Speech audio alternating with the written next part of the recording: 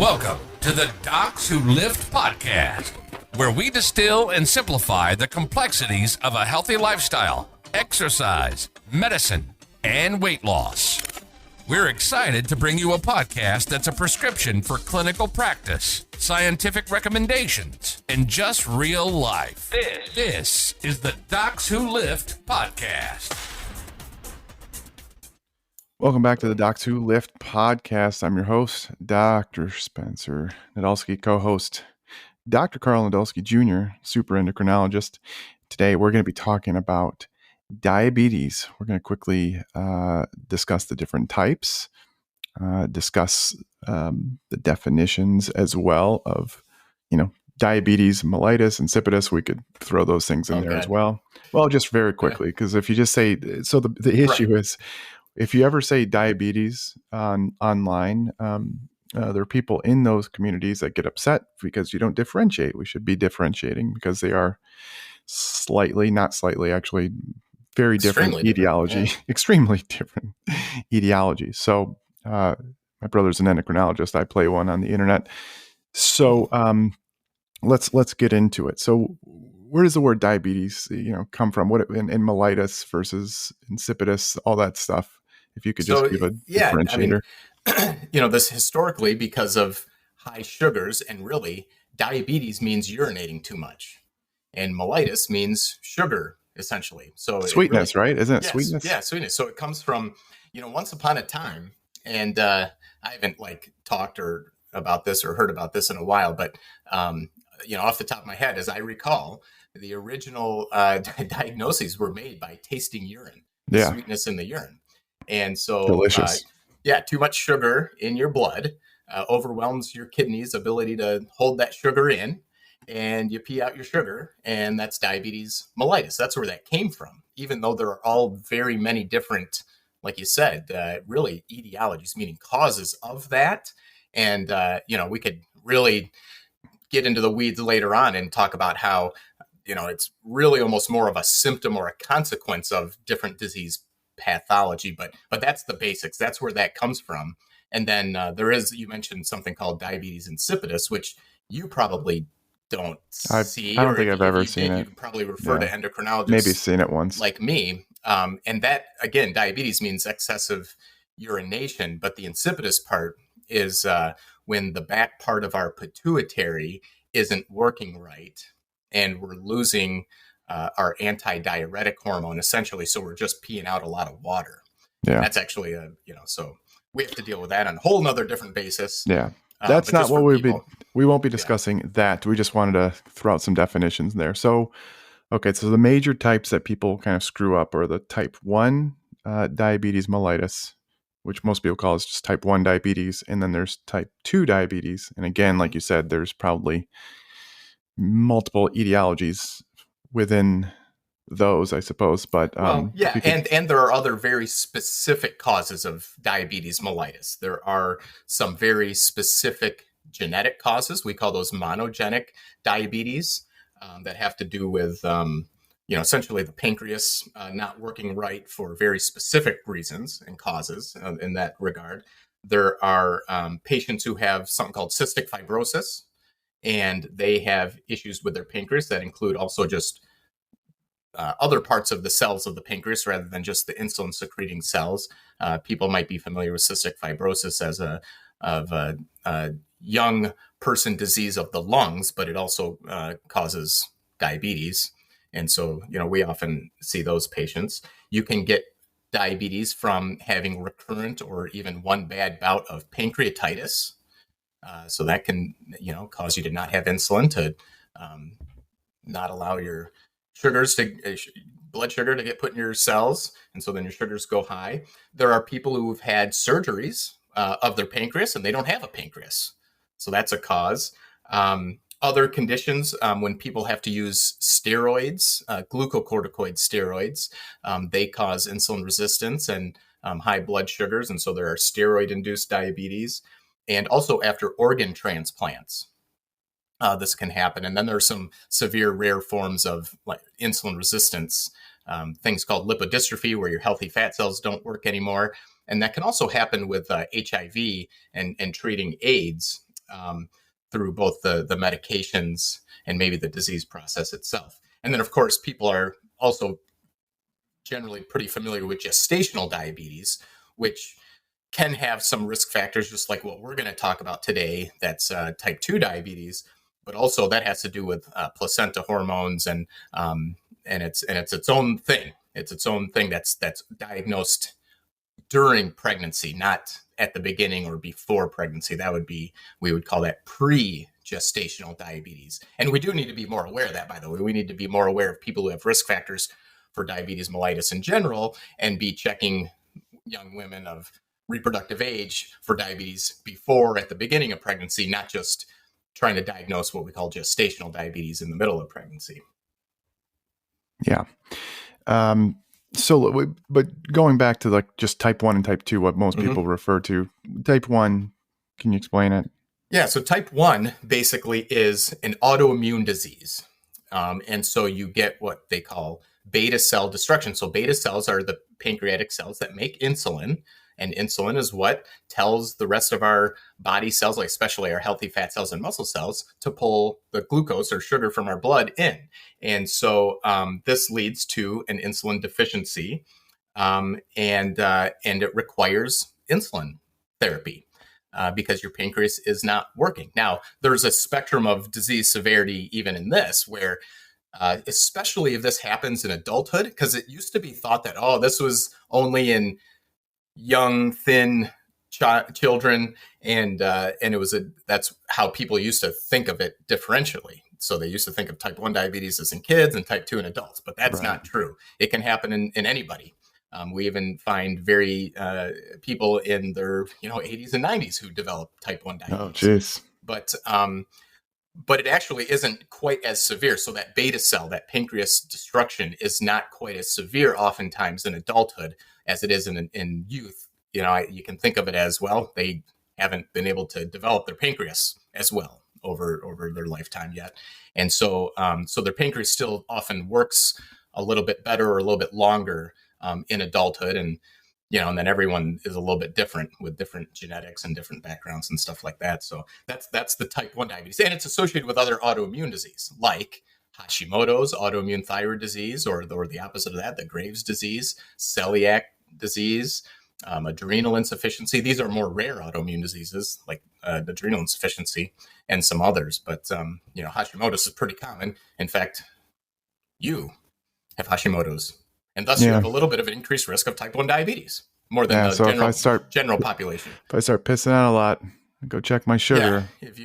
If you give me a text and you say you're dry, you're urinating, you're just drinking tons of water, you're losing weight inappropriately, and your vision is blurred, that would be a pretty slam dunk concern. Yeah, I got some glucometers around here.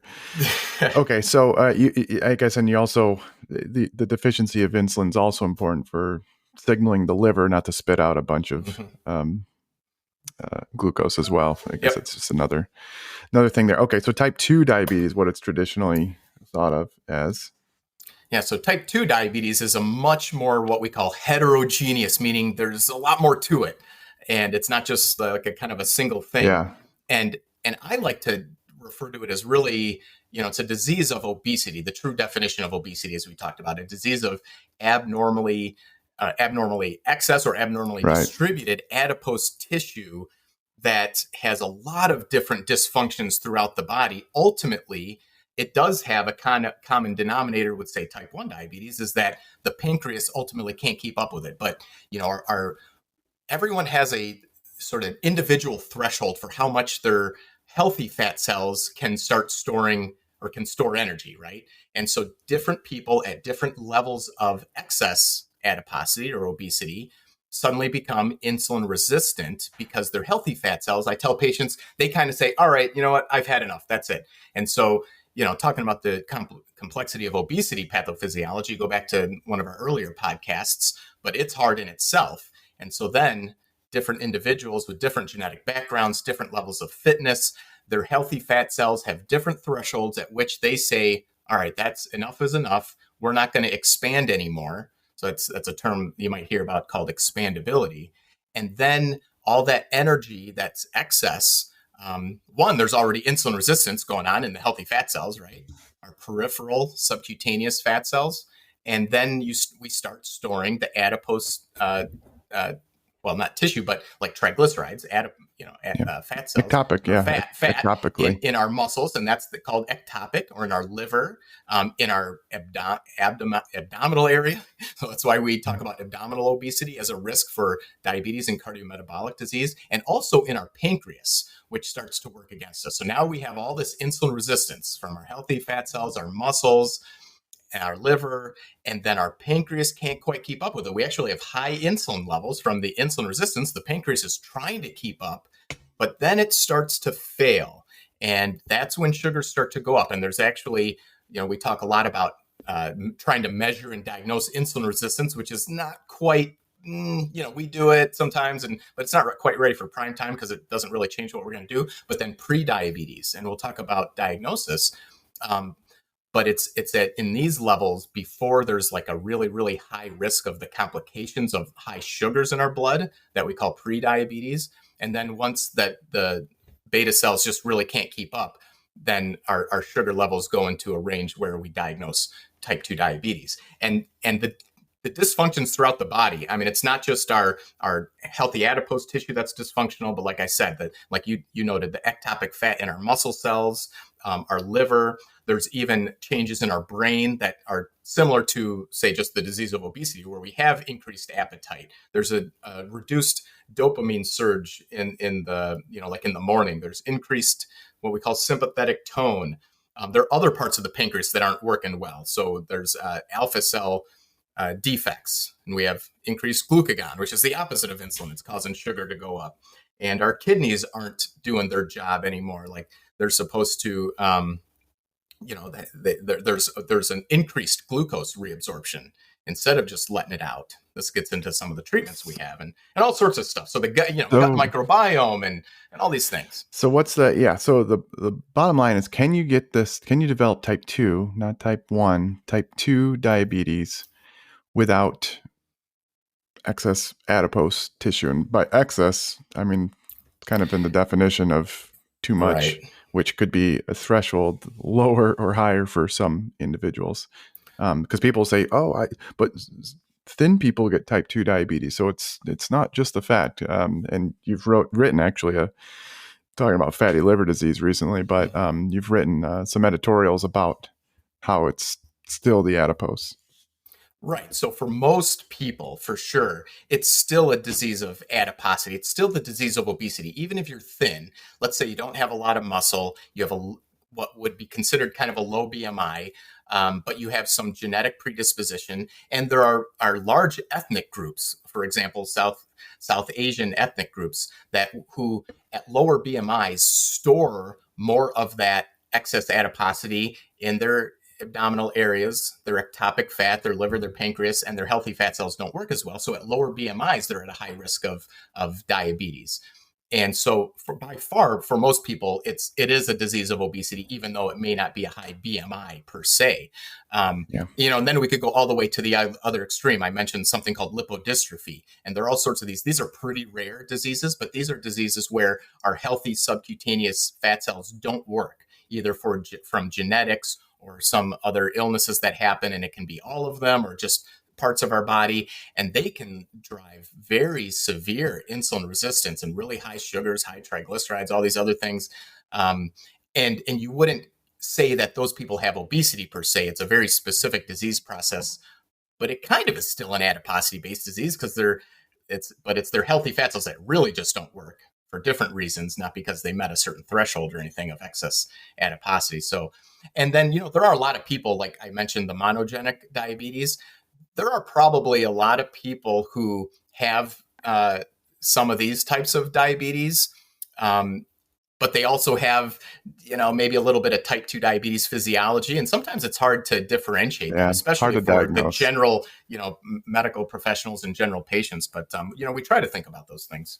Yeah. Okay. So diagnosis then, and we can get back into how to prevent and whatever, but diagnosis of, let's say, pre-diabetes then, not full-blown type 2 diabetes. So like I talked about on that spectrum of, of this, Yeah, especially like type 2 diabetes, or this adiposity-based diabetes. If you have a fasting morning blood sugar of 100 milligrams per deciliter up to 125, those are the units most people are going to be familiar with. That's in what we call a pre-diabetes range or impaired fasting glucose range. So those people have a much higher risk of progressing to the point of type 2 diabetes, where the sugars are high enough to cause the the cause of blindness, retinopathy, or kidney disease, or nerve problems. If you do what we call an oral glucose tolerance test, drink 75 grams of a horrible syrup. That's what I tell people.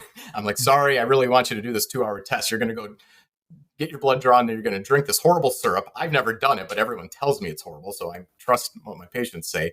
And then they're going to check your sugar 2 hours later. And if you have a sugar of 140 to 199 milligrams per deciliter, that's impaired glucose tolerance or prediabetes also. And then, we also check something called the hemoglobin A1C. And I think we've talked about that in other podcasts. This is basically a way that we can see what an average blood sugar is over 3 months, because it measures essentially the sugar on red blood cells. And red blood cells usually live about 3 months. And so we get these numbers. It's a percentage, and they correlate to an average blood sugar. But so an A1C of between 5.7 and 6.4% is pre-diabetes. Yeah. From an A1C perspective. And, and we can talk about, well, you really should get 2 of those or 2 of the same to confirm the diagnosis. That's probably more important when we start saying, hey, someone has type 2 diabetes, which is essentially right above each of those thresholds I just talked about.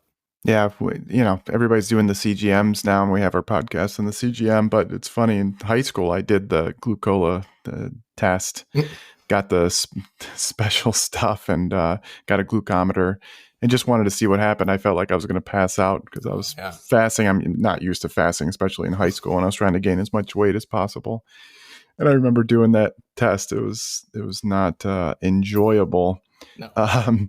What about like some of these tests that during like the glucose tolerance test, they add on insulin and things like that? I mean, I know that, how validated are these? I mean, there seems to be some correlation to, it looks like they have some insulin resistance there, but ultimately the glucose does diagnose the diabetes or pre-diabetes, but might not show insulin resistance.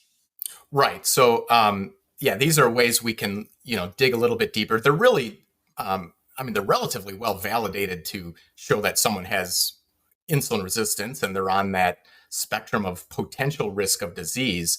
But in the clinical setting, they really don't have a lot of utility. I mean, they're used in research a lot. And a lot of the people out there that we have to argue with, they're trying to sell people on these things, and because they're trying to sell them something and say, look, you have some insulin resistance. Well, we can pretty much assume someone has insulin resistance if they have these different body types, right? And if they are struggling with obesity, they don't have a lot of muscle. Let's say their fasting sugars aren't quite in the pre-diabetes range, but maybe they're high normal. You know, maybe you do a 2-hour sugar test on them and it's high, but not quite in pre-diabetes range. They have an A1C of 5.6. They have high triglycerides, low good cholesterol, HDL, which is metabolic syndrome. We know even if there's a trend. Even if there's, because like we said before, the triglycerides, it's usually 150. But if there's even a trend, if it's even in the 90s, like low hundreds, it's like, you're probably.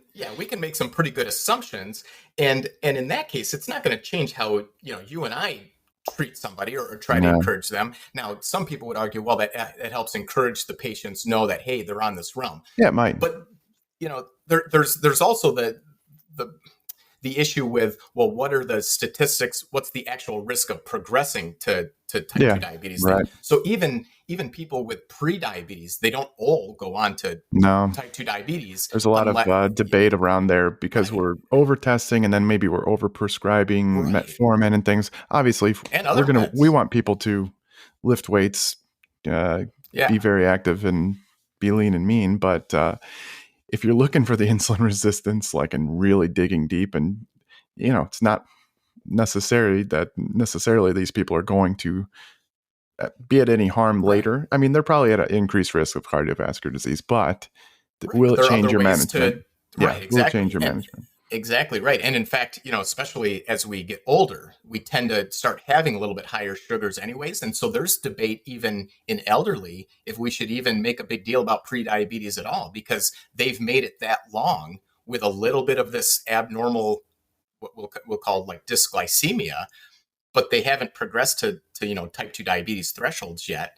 And so the risks of those microvascular complications that we're talking about, really, are we going to be able to do anything intense that would be worth reducing that risk? Maybe not. So there is a lot of debate, and that's why as we always say, the conclusion is always individualized therapy. We got to take into account what's going on with the person, how old they are, what's their lifestyle, what's their family history, and then the other thing, this is a big point I think we need to do better as a healthcare system, and I kind of alluded to this earlier. This really, type 2 diabetes is not really a disease of high sugars. It's a really holistic, global, personal disease of adipose tissue driving insulin resistance, cardiometabolic risk. It's really more of a cardiometabolic disease, and some people get high sugars because their pancreas ultimately fails and they can't keep up with it. And that's a big deal for those microvascular complications. And we want to have early intensive treatment to reduce the long-term risks of those things, keep their sugars down low. But then, also on the other hand, if they're elderly, they don't have as long to actually, get those risks. And so we don't necessarily have to be as intense. And so, there's a lot of nuance to consider on any individual basis.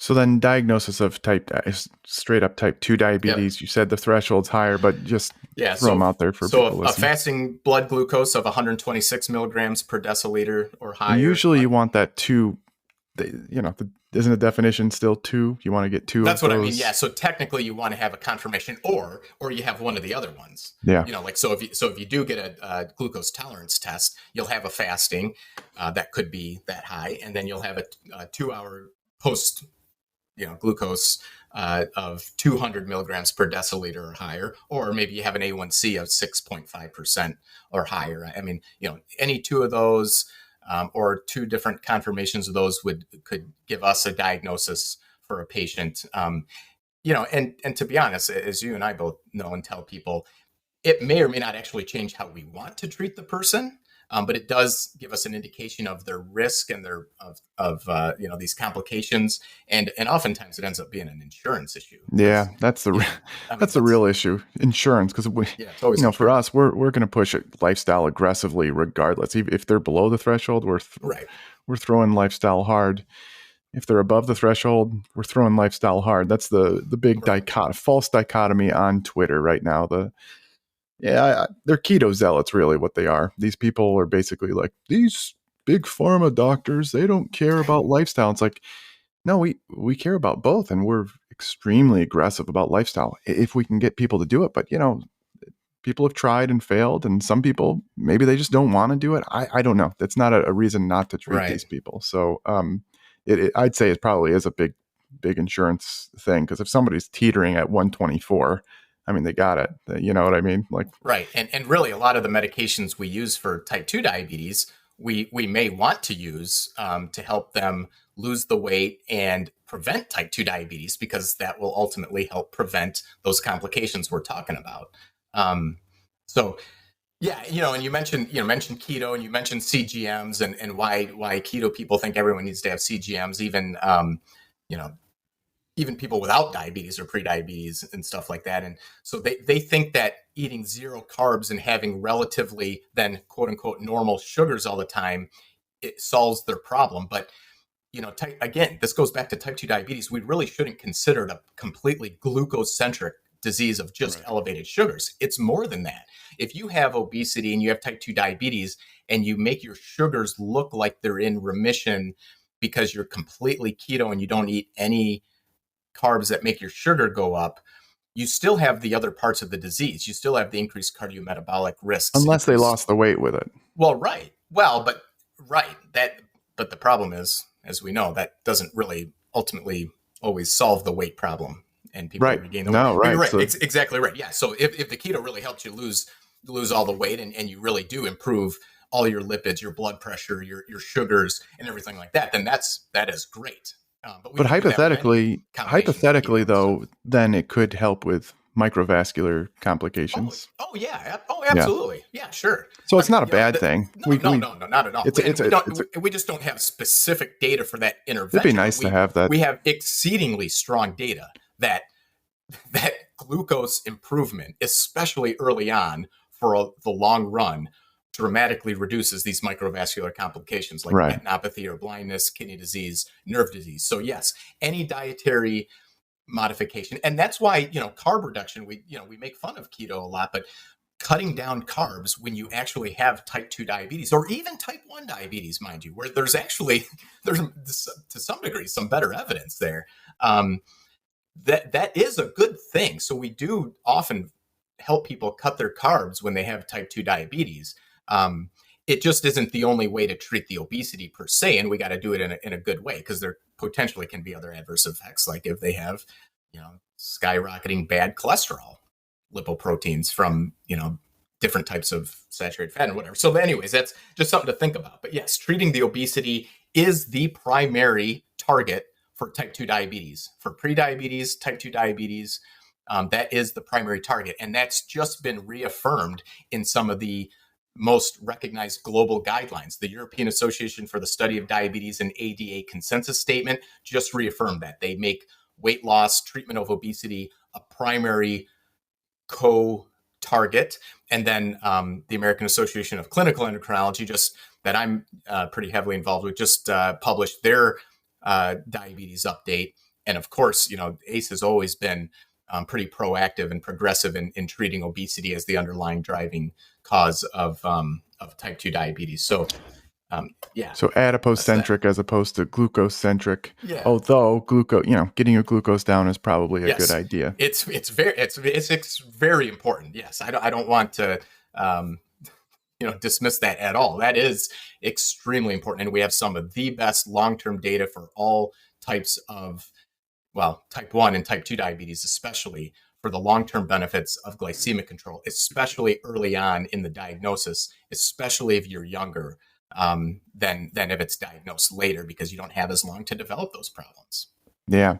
I just saw, there's a lot of people arguing that the hyperinsulinemia comes before the insulin resistance, and that's what kind of downregulates these insulin receptors and everything like that. I think it doesn't, I think they have a long way of going to really confirm that. But the underlying issue, though, is excess energy, excess adipose. You don't see it in people who are truly lean with low levels of body fat, abdominally, ectopically, liver, pancreas, all that type of stuff, and subcutaneous. It's interesting because going through all these years of medicine and study and endocrine fellowship and diabetes and stuff, all the data that the real researchers have done on diabetes have always shown that the insulin resistance comes first, then you have increased insulin levels, and then ultimately the common denominator, like I said before, is that beta cell dysfunction. You lose beta cell function and mass, and then you lose insulin, which is really what drives the hyperglycemia and diabetes. It has to do with the intestine hormones that we talk about, those incretins that help the pancreas work better, the GLP, the GIP, the kidney, the glucose reabsorption. Now we have medications that target that. We have medications that target those healthy fat cells that become unhealthy and dysfunctional and not working anymore. And so these are all the different areas of the body that we can target. But ultimately, the underlying driving force is the obesity that drives insulin resistance. So, yeah. I mean, unless you have an insulinoma, I get, we once in a while get those. I just had a patient recently that I diagnosed with insulinoma. Did I tell you that? No. Careful with the HIPAA stuff, but what did you do for? So basically, and we're always pretty skeptical because this is pretty rare. And so I had a lady, middle age, and I think her primary care called me because he said, this lady, she thinks she's going hypoglycemic, whatever. So I called her and I talked to her. I happened to be on call, and she said, yeah, I feel like I have to eat all the time. Otherwise I get sweaty. I don't feel well. I get shaky, and she's been gaining weight. Now she has obesity. And so, someone with obesity and gaining weight, you would think they might have some high sugars, right? Or insulin resistance. Well, her A1C was low, normal. Hmm. And then when we got her in the hospital and did a fasting glucose, it was, I don't remember, but it was low. And then the way we diagnose an insulinoma, it's a little bit complicated, but then you have to measure insulin and parts of the insulin and something called the C-peptide and these other things to make sure nothing else is going on. And all those things were high. Her sugars were low. And then, we found the tumor growing on her pancreas, took it out. Now she's fine. And she's losing weight. Now she has pancreatogenic. No, it's not. Her whole pancreas isn't gone. Yeah, no. Anyway. But yeah, okay. Good. So there's that tangent. Yeah. So prevention. We're going to have a guest on here who specializes in all things diet and type 2 diabetes, and just looking at the different types of diet, whether it's very low calorie diets, ketogenic diets, and all this stuff. But for prevention purposes, we're big fans of physical activity. Obviously, Docs Who Lift. I'm doing a lecture on resistance training, and one of my slides is talking about how, hey, the more muscle you have, the more area you have to store glucose, but also acutely exercising can sensitize your muscles to insulin, and also can actually take in glucose without even insulin. Yeah. So physical activity is very important, but then obviously, diet and just staying lean and mean and active, and also sleep. People who have erratic sleep schedules due to the circadian rhythms and other hormonal changes that occur with sleep deprivation can throw people for a loop when it comes to insulin resistance and the hormonal changes. Anything else specifically? Obviously, stress, but lifestyle is extremely important for prevention. And medications, of course. There are medications that can, work against people. And then the variable genetics that people have. Type 2 diabetes, it's thought of to be more genetically predisposed than, say, type 1 diabetes, which is the autoimmune disease. But it's a mixed bag. There's so many different genetic variables that they're talking about just like obesity. Like 6 different phenotypes based on how much insulin they're secreting and how much insulin resistance they have, and it's really interesting stuff. I don't know how much it changes our management right now. Yeah, it might. Some of that, what you're talking about, it might. I don't know that people out there would care as much, because it has to do more with maybe the types of medicines, kind of like that. Like I said, there's the TZD, the pioglitazone, is pretty good for people who are thinner with where those healthy fats, those really don't work as well. Maybe the kind of that lipodystrophy sort of phenotype, and they fit into one of those little categories, as opposed to we don't have a test right now where we can go, soup. Yep, this is the way you should treat them just yet. I'm sure there will be some algorithms using artificial intelligence in the future. But for the gist of it, I think everybody got a good sense of the way we diagnose prediabetes, the risk factors for it, kind of the pathophysiology here. I think this will be a good primer for when we do all things diet and type 2 diabetes, prediabetes, talking about remission versus reversing, if that's even a thing. Anything else that we need to discuss? No, although you did, you talked about how to personalize therapy. So people out there, if you're going to start medication, you're going to talk to your doctor about this and how to personalize therapy. The way we do it nowadays is based upon what other risk factors or what other complications you have. Do you have established heart disease? Do you have heart failure? Do you have kidney disease? Because that really can make a difference as to what medications are really, really, really important to be on. And so that's currently how we essentially personalize the therapy and which medications we're going to use. But otherwise, lifestyle is kind of across the board. And obviously that has to be personalized anyways, based on patient preference and abilities and all that stuff. So the way I personalize is GLP-1 or GTFO. I'm just kidding. I'm kidding. Now I have, Anyway, all right. Thanks for listening. Hopefully this gives you a good primer on prediabetes, type 2 diabetes, and differentiating between type 1 diabetes and even diabetes mellitus and all the other causes of diabetes mellitus, including pancreatogenic and lipodystrophy, all those different things. Really interesting stuff. That could be about 28 different podcasts on all those different things. Yeah. So you can let us know if you're really interested in that. Yeah. I don't know. That might get a little bit pretty dry. A little bit dry, but this kind of covers. Get pretty dry. This covers most of everything. So thanks for listening. Give us a rating. Tell your friends to take a listen. This podcast is for entertainment and education and information purposes only. Remember, the physicians on this podcast are not your physician. It should not be considered professional or personalized medical advice. It should not be used to replace speaking with your physician or medical professional to discuss your specific health concerns. The topics discussed should not be used solely to diagnose or treat any condition. As a result, we are not responsible for any unwanted medical outcomes. The views and opinions discussed are of those of the host only and do not represent those of any other entities.